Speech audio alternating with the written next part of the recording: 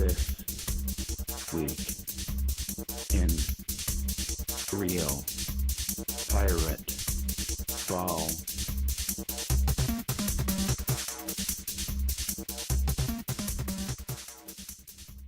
What's up, everybody? Greg Mercer here for another season of This Week in Real Pirateball. This week I want to give you part 1 of my 2012 Pittsburgh Pirates baseball primer. I'll review the Pirates starting position players, and as always, I'll give you my real opinion and expectations for each player. So let's get started. Catcher, Rod Barajas. The 36-year-old catcher was acquired in the offseason, replacing Ryan Domit, Chris Snyder, and about 13 other guys who played as catcher last year. At his age, you pretty much know what you're going to get from Barajas. Okay defense, some power, and a horrendous on-base percentage. He's probably the best guy the Pirates could have gotten in free agency, but still, it's not very good. First base, Garrett Jones. The Pirates failed to sign a free agent first baseman this year as Derek Lee decided to retire rather than play for the Pirates again. There's a decent chance that Jones will platoon with one or more other players at first due to his good stats against right-handed pitching. Even though Jones will probably hit his customary 15 to 20 homers, it's a little disheartening to see the continued lack of a big power threat across the entire Pirates system at first base. Second base, Neil Walker.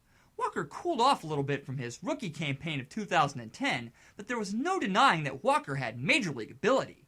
His .286 lifetime average with runners in scoring position and his clutch hitting are the reasons why manager Clint Hurdle is seriously considering Walker for the cleanup role this year. Ideally, this is an awful idea, as Walker probably won't hit more than 15 or 20 homers. But hey, somebody's got to get all those precious RBIs, and Greg Brown is sure going to be happy if Walker's that guy. Third base, Pedro Alvarez. Pirates fans were hoping Pedro would finally give the team a legitimate power threat, but injuries and a really good Pedro Serrano impression limited Alvarez to a .191 batting average and a .561 OPS.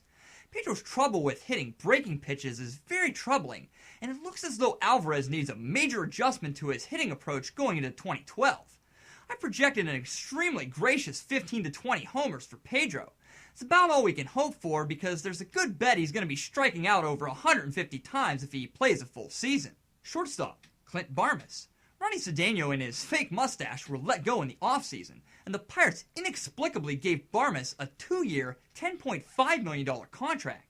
Sure, Barmas is an upgrade over Cedeno, but it's a marginal upgrade at best. I have some major concerns about how he will fare at the plate this year now that he won't be playing 81 of his games in hitter-friendly ballparks. His lifetime road batting average is only .230, and Barmas is a dead pull hitter, and we know how spacious PNC's left field is. I decided to overlay Barmas' home run chart from last year to the dimensions of PNC Park. As you can see, Barmas would have only hit about 4 of his home runs in Pittsburgh. Left field, Alex Presley. Presley wowed fans last year by hitting .298 in 52 games with the Pirates, and in true Pirates fashion, therefore became the de facto starter in the outfield for the next season. I would absolutely love to see Presley continue to put up those big numbers, but just like I say every year, I've seen way too many of these guys fall flat on their face after having a few hot months in the last season. I'm being pretty pessimistic on my projections for Presley, and I'll gladly take the heat if I'm wrong.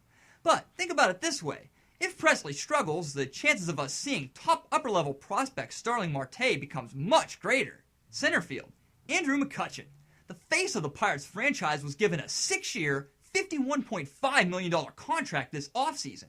It was a great gesture of faith from the Pirates front office, and it's given fans a reason to believe that the Pirates are truly committed to winning at the major league level.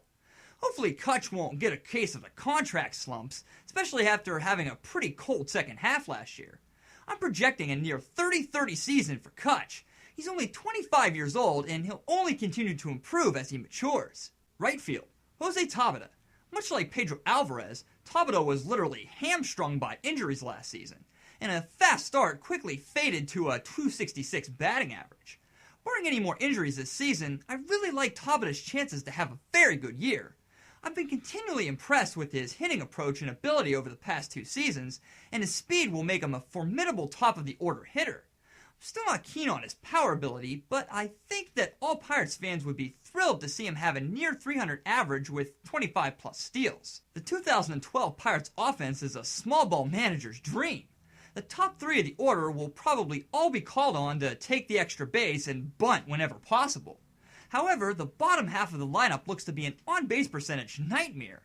Overall, the inherent lack of power up and down the lineup still points to a below-average offense from the Bucks. I'm projecting 625 to 650 runs scored by the Pirates this year.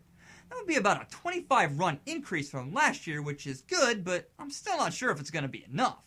The development, or lack thereof, of Pedro Alvarez's power stroke will play a huge role on whether my predictions will be low or right on the money. Well, that about does it for my 2012 Pirates offensive primer.